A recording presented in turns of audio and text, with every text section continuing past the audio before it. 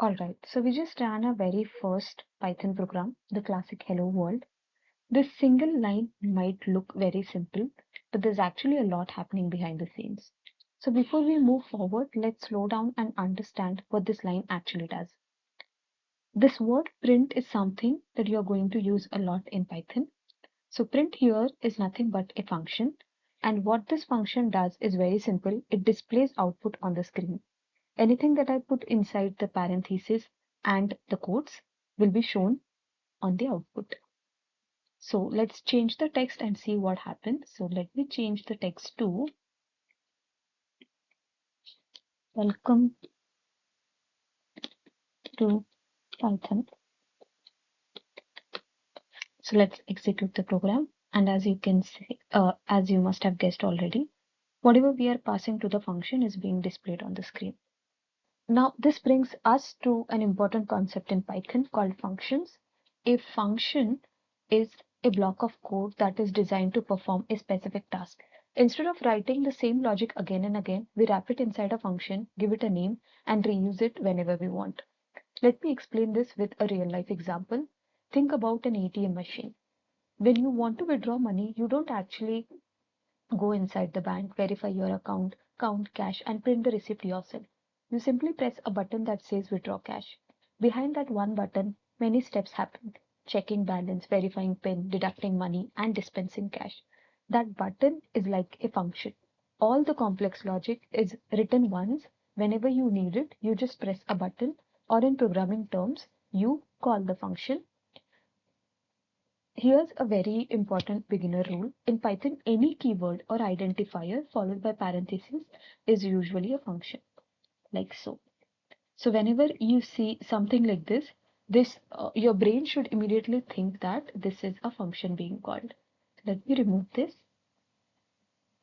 Now let's talk about types of functions that we have in Python.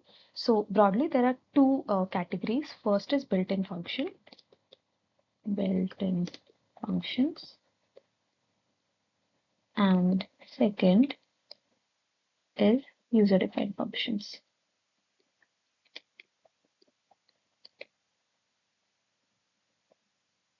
So let me comment these two. We'll talk more on comments later. But right now, just think of these two lines as something that Python interpreter is going to ignore while executing this program.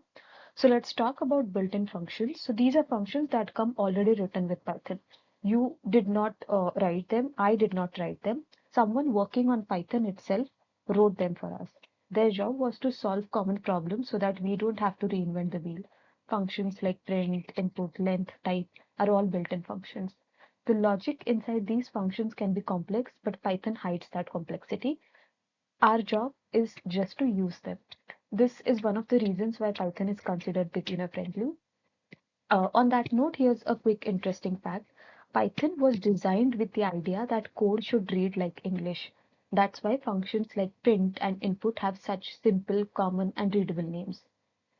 This design philosophy is one big reason why Python is used everywhere, from beginners to large tech companies. Now, second type of category that we have in Python is the user-defined functions. So these are functions that we create ourselves. Here we are responsible for writing the logic. We decide what the function should do. Whenever we have code that we want to reuse, we turn it into a user-defined function. We'll start creating these functions soon. For now, I strongly recommend you remember these terms, built-in and user-defined jargons. They'll help you they'll help you connect concept much faster later. Now, a quick note before we continue. I am not following the traditional Python learning path. Usually, variables are taught first and functions are taught much later. But I believe this approach gives you a deeper understanding of how things actually work. So, for now, please bear with me. Now, we are going to talk about another very important built-in function in Python called input. So while print sends data to the sends data out of the program, input function brings data into the program. So this is how we can call it input. Again, parenthesis and inside quote, let's say enter your name. So let's execute this program. So let me execute it from here. So as you can see, when Python reaches the input function, the program pauses the execution. You still see this program to stop the code run, which means the program is still running. So what happens is whenever you are calling the input function, the Python is going to wait for you as a user to give the input and it will stop the execution there. So to explain you that better, let's do one thing. Let me add one more print statement here and let's say before input function called, and let me execute it. Stop this, execute it. So as you can see, we saw the output of print function here. We saw output of another print function here. And then we see input again. I mean, at first glance, it might look similar, but we'll just do one more change and you'll see exactly what I'm talking about. So let me stop this execution one more time. And what we'll do is we'll remove this function call from here. Let me put it after the input function. Let's remove this one and let's change it to after and let's execute the program. So as you can see, we do not see the output of this print function. Reason being, my program is still hung up here. It is still waiting for me to give the input. So how I can give the input? So as you can see this cursor over here. So you can give the input. Okay, I am currently using CodeRunner extension in Visual Studio. So this will open my editor in read-only mode, which is why I cannot give the input from here. Let me stop this execution and try to execute this program manually.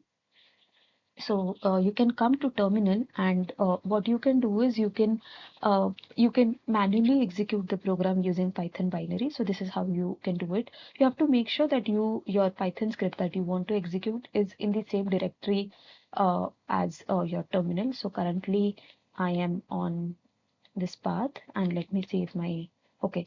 So if I do ls is so pwd is to print the current directory. It's called print working directory. So this will give you the current directory that you are on. Ls is to list the content of that directory. So as you can see, my hello world.py, this particular script is present in that function.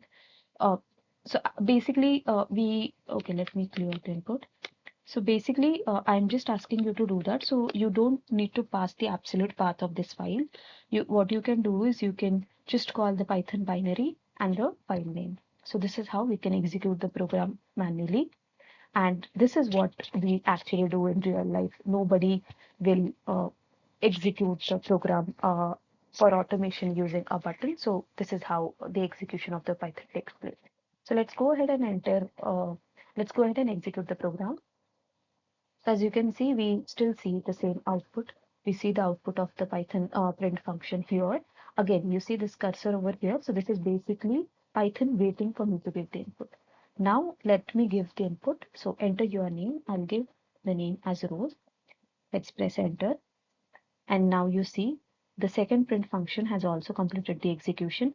We got our prompt back. So it means the uh, script execution is now completed. But if you notice, something interesting just happened. I typed the username Rose and the program ended. So where did my input go? Python did take the input, but we did not tell Python what to do with it. This is where variables come into picture. A variable is simply a container that stores data. So let's modify our script a little bit. We don't need the second Python function anymore. So what I will do is I will store my output into a variable called user underscore input. So let's execute the program one more time. Let me give the same name. So my input might have been saved inside this variable, but how do I verify if it is actually the one that I have passed from the console. This is the whole point of using variables. They help us make our code dynamics and we can use them later in the rest of the execution. So what I can do is we can use we can again make use of our print function to print what was stored in this variable called user input. So this is how you have to do it. So this need not be inside the quotes. What you pass in the quotes is nothing but a variable of type string.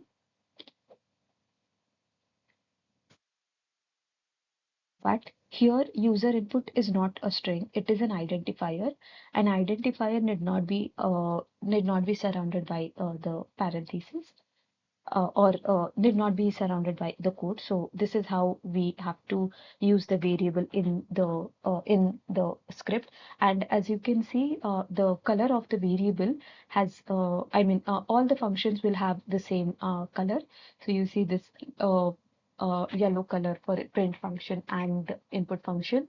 Strings have this orange-ish yellow, orangish red color, and the variables have this bright blue color. So this will help you understand the script better if you already are looking at a pre-written code in Visual Studio Code or in PyCharm. So this color coding will help you understand exactly what you're dealing with. So let's execute this program one more time. Let me clear the console and let's see. So let me pass the input one more time. And as you can see, we got the input that we provided in terms of user input, username, rows, back printed on the console. So the key difference between print and input function is that input function takes data from the user, while print function shows data to the user. Input function pauses the execution as you saw until I pressed the enter after entering the username. My function was not completed. But print function does not pause the execution. One brings data in, the other sends data out. Both print and input are built-in functions. Later, when we write our own logic, uh, they will be user-defined functions. So, and yeah, they work the same way. They have name. There will be parentheses and there will be task. So here is a final quick recap. So functions are reusable blocks of code. Built-in functions are written for us by Python developers. User-defined functions are written by us. Input function takes input, variable store data, and print function displays output. That's it for today. You have just seen how Python takes input, stores it into a variable, shows output using functions. Remember, these small concepts are the building blocks of everything you'll do tomorrow. Take a moment to try a few experiments on your own. Change the text, try multiple inputs, and see what happens. Hands-on practice is the best way to learn.